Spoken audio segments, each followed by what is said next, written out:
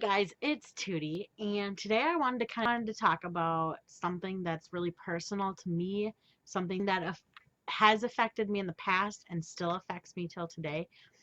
And it's not really something that's really talked about, which I don't understand because it is something that affects 1 in 10 women. So it seems like it's something that should be talked about a little bit more in my eyes. And I really just wanted to go over um, I'm not really going to touch base. I'm just going to give a brief description of what it is so you kind of know like the idea of what I'm talking about. And then I'll link below um, something to another website that'll give more in-depth description about it. Because I'm not a doctor, so I don't want to be giving you the wrong answers. I'm just going to tell you what I've been told from my doctors, what my mom has told me because she has this as well. And kind of a little bit like what I have researched personally, and all across the board it's what it says. So I don't want to give you the wrong information. So this is what my doctor, my mom, and I have all researched and found out, and that's what it is. So yeah, like I said, I'll link it below. You can look it up so you can research it. So that way you can research it some more yourself if it's something that you think might be affecting you.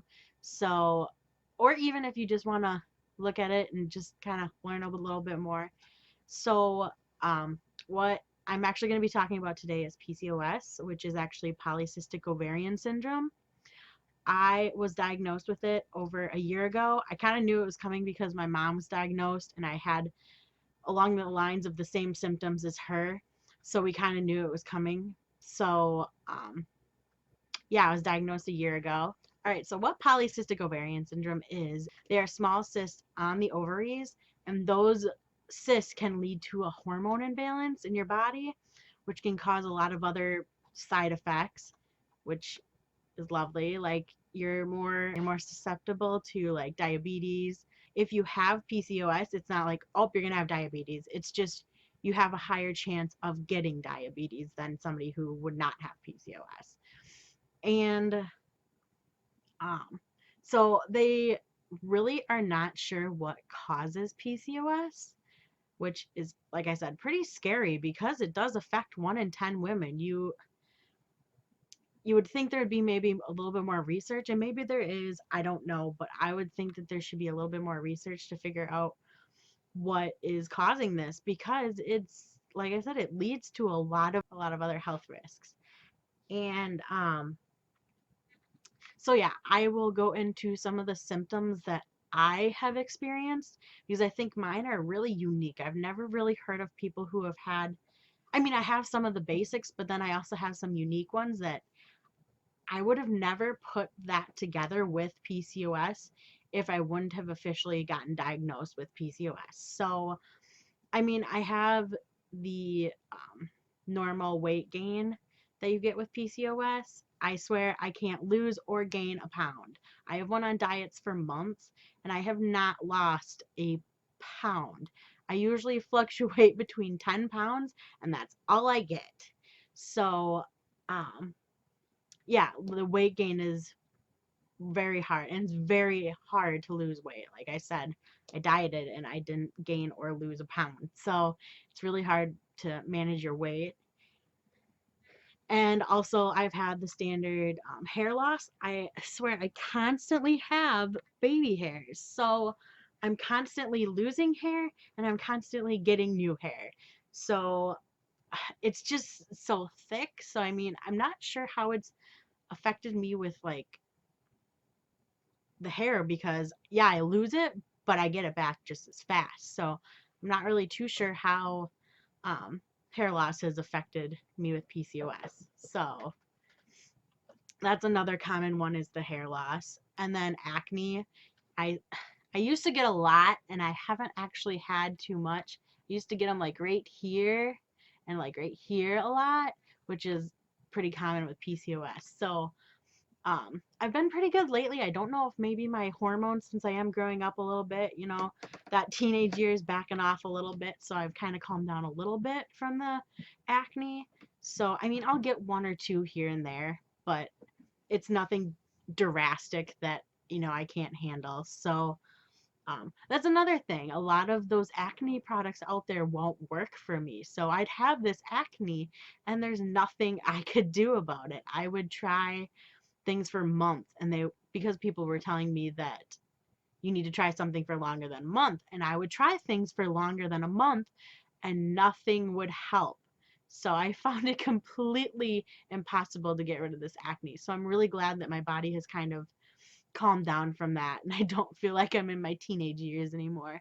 So acne is another really common one because of the hormones being all funky. So another common symptom with PCOS that I have is the pelvis pain.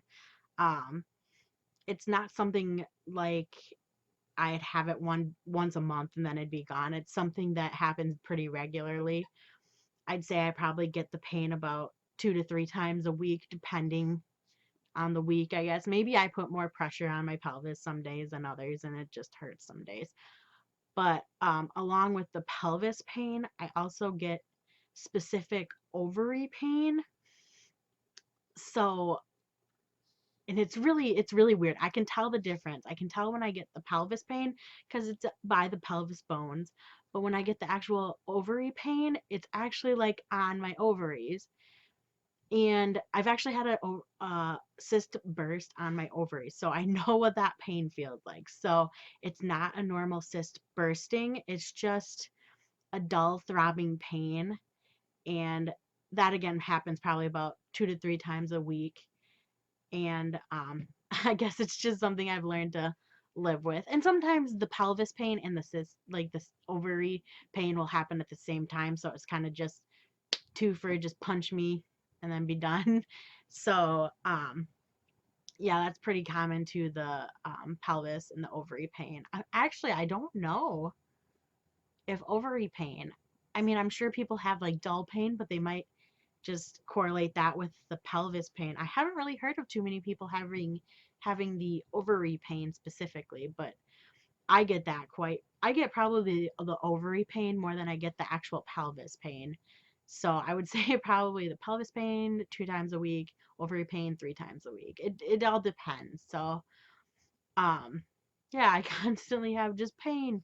And it's not like over, like I can't handle it or anything. It's a pretty dull kind of like cramping up and then stops and then cramps and then stops. And it does it for probably about 30 minutes. So I just kind of shove it aside and just keep going on with my day. And then the last symptom that I actually never would have, this is the one that I would never have put PCOS in this together, is I am constantly sick. I go probably every day being sick. I'd say I'm sick more than I'm not sick. I would probably have to say I'm sick about 5 days out of the 7 days a week. I'm just sick. And it's like a dull pain in my stomach, like my lower stomach, kind of by my ovaries and pelvis and stuff like that. So, I mean, yeah, it's just a constant dull pain in my stomach. And it's not really something that I've ever taken caution on because it's something that I just live with every day. I've never told, really my mom, my doctor, I never told anybody about it because I just assumed it's PCOS, whatever. So, yeah, being sick is something I've really never told too many people about because I never really thought too much about it. I always thought, maybe I was just an odd duckling who was always just sick. But it isn't really something that's too common with PCOS from what I've researched. It's something, I guess, that's just unique to me. And so the thing with PCOS is it's so unique to each person that somebody can go along and just have the weight gain and no other symptoms and just go on with their life. Some people can have every single symptom under the PCOS symptom stuff and be, in pain like I am, and I guess just go on with their life. But some of us, I guess, just aren't as lucky as those people who have just one symptom. So it is really unique to each person. So I would say that if you think you have polycystic ovarian syndrome, to go talk to your doctor and get checked out, get diagnosed for it, because it can lead to a lot of other health risks.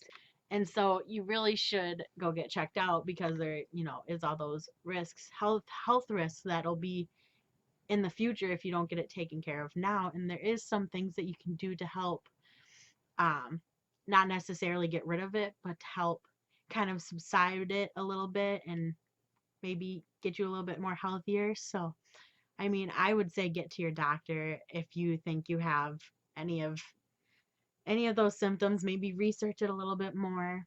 So, yeah, so go get yourself checked out if you need to, if you think you might have PCOS, and don't be afraid to get a hold of some people. I know there's an association that I just started following. I just found them. So maybe start following them, get familiar with people, because you're not alone if you do have it. So, yeah, I guess just find some help with it, because it isn't fun. I understand. So, yeah, thank you guys for watching. Bye.